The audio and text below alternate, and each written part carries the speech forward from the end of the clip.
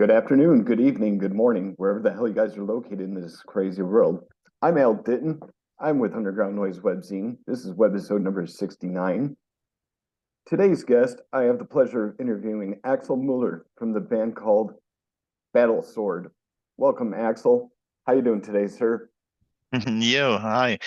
Yeah, I'm doing fine. Thank you very much. How are you doing? I'm doing fantastic, thank you. I have no complaints. Welcome to my show. I'm glad Yeah. to have you here.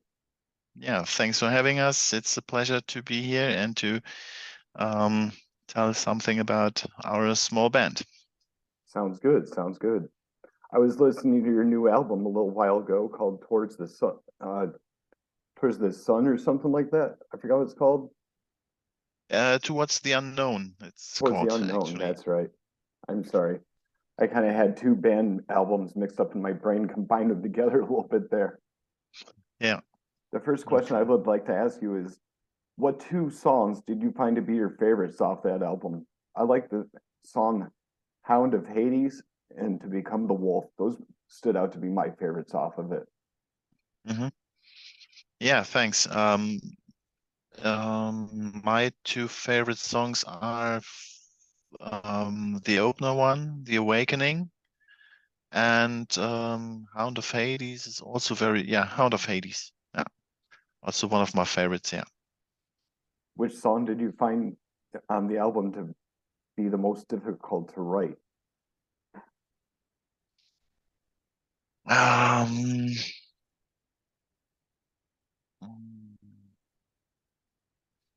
I'm not quite sure if it was towards the shore, if it was the shores of I or something else. But yeah, I just sometimes I'm writing on two or three songs in at the first at the same time. So when yeah, there's a point when I can't go on with my thoughts, and then I switch to the next one, and maybe then I find my um, some ideas more for this one then, and Backstabber was the first one that was finished. That's for sure, but I don't remember which one was the hardest to write, or the last that was yeah, finished. I was listening to a previous release that you guys had, and it hmm was uploaded on YouTube like 6 years ago. For some reason, this album sounded a lot louder than the most recent one. Was there a reason behind that? Um, I don't I don't know very much about YouTube, but it's possible that the older recording is a little bit louder than the actual one, but we decided to reduce the loudness a little bit because this was something that developed in the last years or decades, that every band or sorry, producer was thinking about um, yeah, being or everybody wanted to be the loudest band on earth or something like that. And I think if it's too loud, then you can't really explore every detail in the music. So we decided to reduce the loudness a little bit on this one. Yeah, It's an excellent album from start to finish. I really enjoyed it a lot. thanks. I'll give you guys 4 horns out of 5. So it was that good for That's me. great. That's great. Thank you. You're welcome. Does Battlesword have a large following where you guys are? You guys are in Germany, right?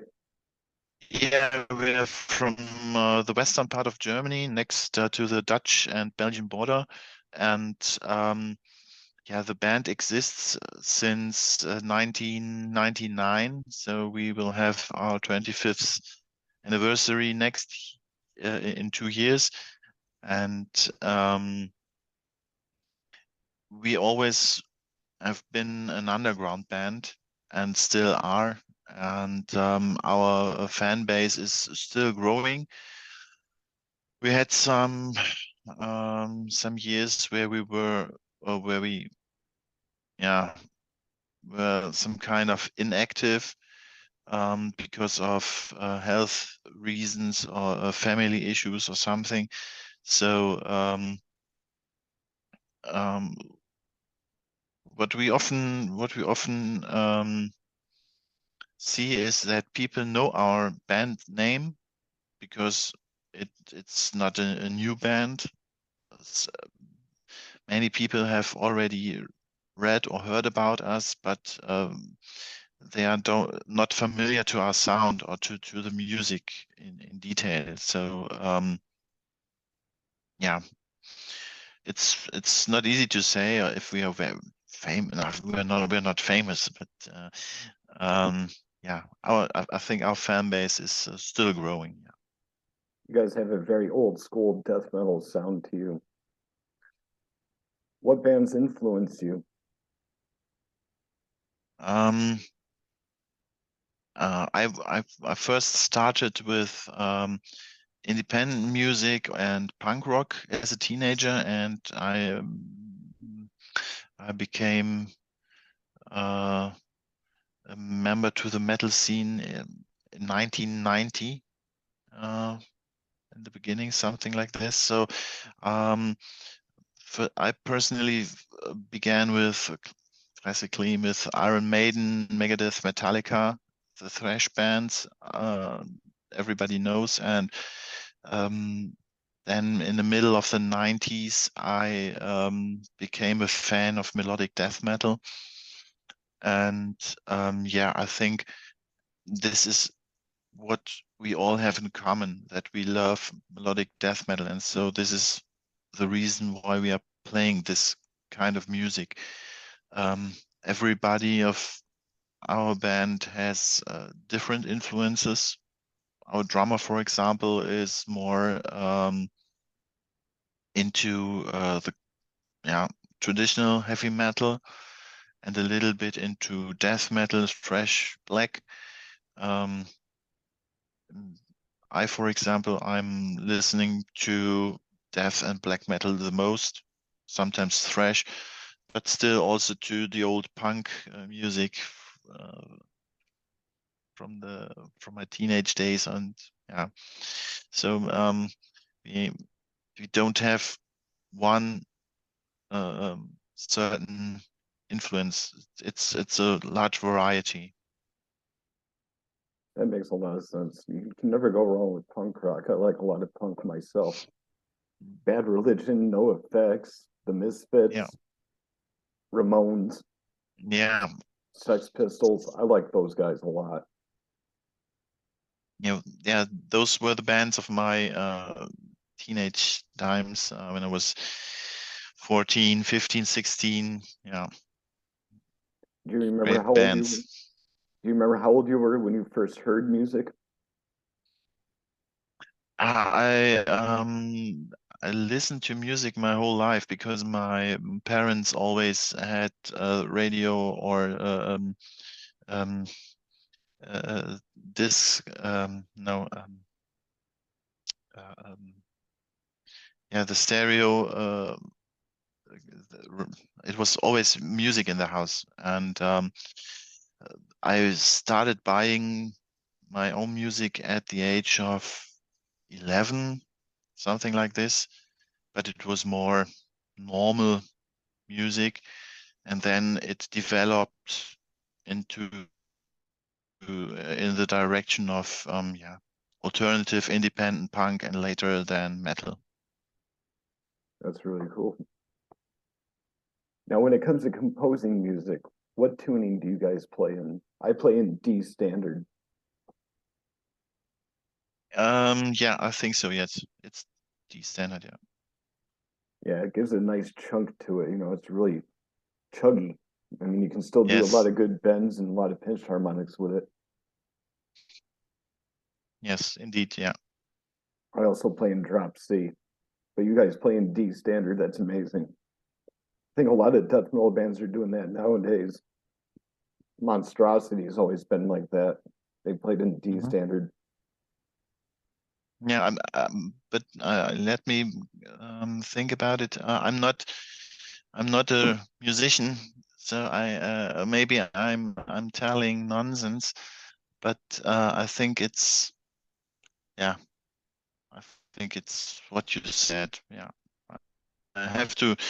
Maybe my band members slap me tomorrow when when I ask them if it was right. But yeah, I Well, think you are also right. we don't want to resort to violence, Axel. But if they smack you, it's just like, I'm hey. used to it. I'm used to it.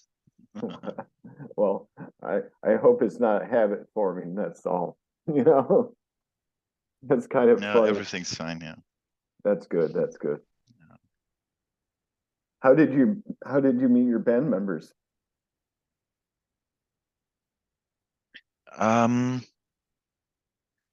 in 2008, now some years before, the band was searching a new vocalist, and I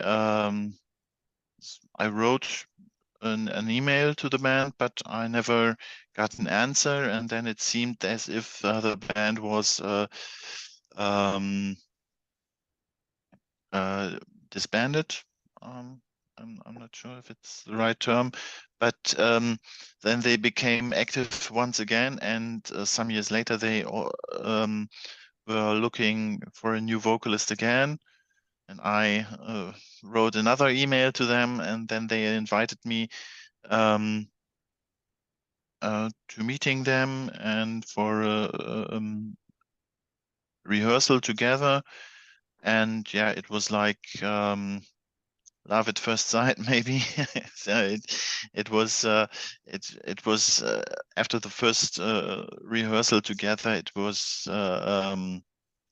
fact that I can join the band, and yeah, I'm now a member of Battlesword since 2008. So yeah, I'm not the original singer or a founding member, but besides our drummer, who yeah, back in the days founded the band, yeah, I'm the longest member now. That's cool. When you're on stage, how do you sustain your energy? And also, how do you keep your voice from losing itself while you growl? Yeah, it's a matter of training. It's like when you're doing sports or something, you always have to train to perform at your personally best level. And um, I also have problems when I have when I are maybe on holidays when I don't sing or growl for 3 or 4 weeks. Then the first rehearsals are very exhausting. So and I can't sing for maybe more than half an hour. But with yeah, the more I continue practicing, the better it gets again. And it's the same with being live on stage. It also depends a lot on the sound you have on stage. When I can hear my voice very good, it's no problem. If I can't hear me, then I have to orientate myself on the sound of the location, and that's um, not really good then. And so it can happen that when we are doing a long set of maybe an hour or longer, that my voice is yeah, shredded at the end. I can definitely relate to that because I've done vocals before, and then the next day I'm just like, roar, roar, roar, roar, roar. It sounds like I got a frog stuck in my throat or something, you know? Yeah, of course. Yeah, I know what you mean. Yeah. So it's like, okay, I better go get hydrated. That's always a good thing when you're doing vocals. Yeah, of course. You should always have water or something like this next to you. So when we are rehearsing, I always have 1.5 liter of water with me, and that's the same in the studio or at live gigs. Yeah, always have to drink a lot then.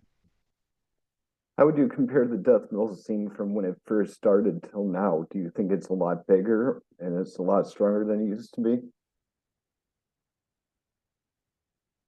Yeah, I think it's definitely bigger. As the scene in total, every subgenre is now bigger than it has been years ago, because I think the equipment has become cheaper. The possibilities to record music have become cheaper and easier. Everybody can now compose and record his music at home. You only need a laptop with a little bit of devices, and then you can start. You don't need a big studio. And it's become very, yeah, how do you say it in English? Um, it's become very broad and wide, the death metal scene. There are many subgenres, and every country has a vital scene, always breeding new underground bands, and yeah, it's hard to follow every band you find, because the next day you get some other tips from other bands or something, like when you're watching YouTube, then there are some on on the site, there are the next cool bands recommended to you. So it's hard to keep an overview of everything. Yeah. Would you like to tell me about some of the bands that are in your local music scene? Sorry, I didn't get that. Would you like to tell me about some of the bands that are right there in your local music scene? Yeah, here in Germany we have also a really strong death metal scene, like our colleagues from Soul Grinder, for example. I saw your interview with Mate, and they are at the at the same label as we are, and they are really cool, but there are so many great underground death metal bands here in Germany. Revel in Flesh, for example, Flesh Crawl, Nightingales are still on tour. Um, Torment of Souls is also a really cool old school death metal band. I've, it I could tell you for an hour about those bands we have here. It's a really vital and cool scene, and very how do you call it? But there's a good they cooperate good together, all the bands. Yeah. It sounds very promising. Yeah, of course. Yeah, it is. Yeah. Um, I personally still like visiting the small underground concerts more than the big events of maybe a Kiss, AC/DC, Iron Maiden, or something. First of all, because of the financial factor, but because there I can see new bands. I can get new impressions and inspiration, and so I often meet many other death metal band members at the shows here in throughout Germany. Maybe, yeah. Sometimes I'm going to the bar or a club in the next city, but sometimes we travel yeah, through half of the country. That's awesome, man. You got my support the whole way. Thanks a lot. That's nice to hear. You're welcome. My next question for you, Axel, would be, do you guys have any upcoming shows? Excuse me, upcoming shows or any upcoming tours?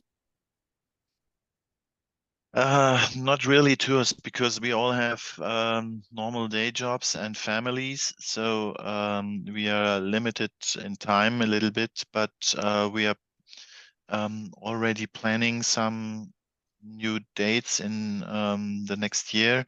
It will all start in March, and then we will continue in May with 2 festivals here in Germany. And at the end of next year, we will play. We are planning to play some shows together with Soul Grinder, for example. So that it's not much clear yet, or clear in that way that I can give the real dates or venues, but we will release the dates as soon as possible on all our platforms, homepage, Facebook, Instagram, and something. Yeah. That sounds very exciting. I'm sure you're excited for that to happen.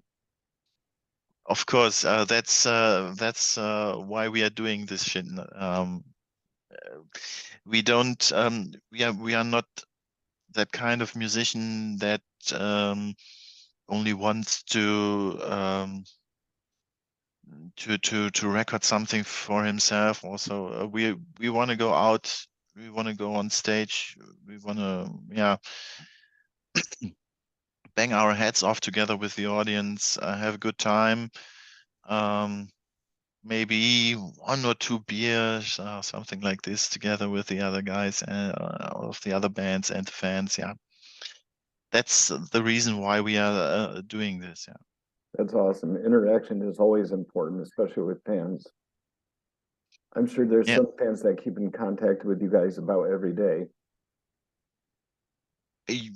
We have some fans that are following us now for many years, that partly have become friends in the meantime. They follow us to some gigs and buy everything that we release on as merch. And yeah, we have some die-hard fans and friends, and as I said in the beginning, our fan base is still growing, and yeah, we are looking forward to meeting new friends, bands, promoters, technicians, whatever, from day to day, from show to show. It's good that they're very supportive of you, and that's important too, to have a support system, most definitely. Yeah. We were lucky that we don't need to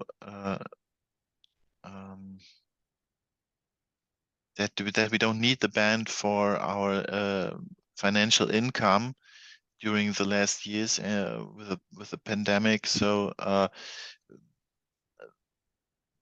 we are a little bit more relaxed on this, but also we are longing for new shows. We are longing to go out, and it's always good to play in front of a sold out venue. That's always cool. Yeah. What would you say is the craziest moment that you've had on stage?